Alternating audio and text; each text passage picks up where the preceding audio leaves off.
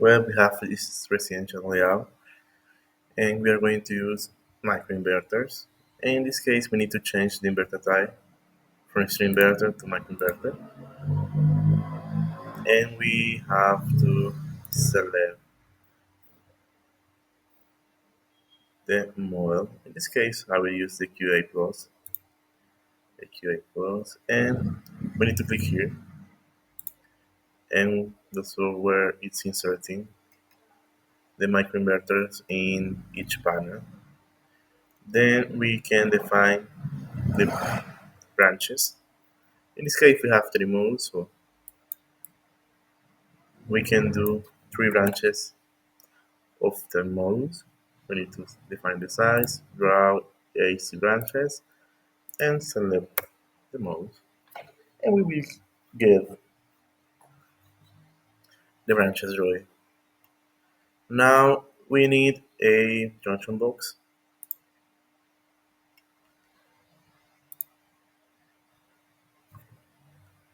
a AC combiner panel for the branches, and finally the main service panel. We need to connect the branches into the junction box. Basically, we need to use this button, AC source equal conductor. We need to select the branches, press enter, select a point to align the wires, and select the AC combiner panel. Then we need to connect the junction box into the AC combiner panel, and finally the AC combiner panel to the main service panel. We need to set the drawing and click on PVCAD and click on single line right now.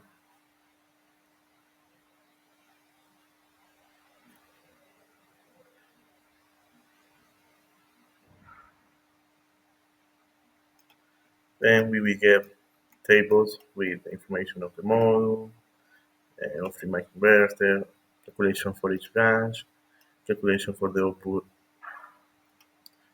of each branch in the junction box, and finally calculations for the microinverter output from the AC combiner panel, a summary table, a bill of materials, and we have three branches, one junction box, AC combiner panel, and we can remove these blocks.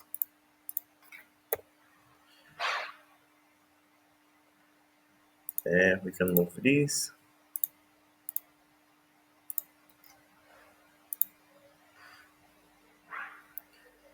We have to change the integration method because we need a line side tab here.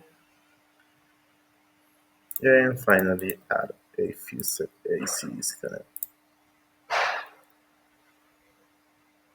And that's all you need for a single line using microinverters.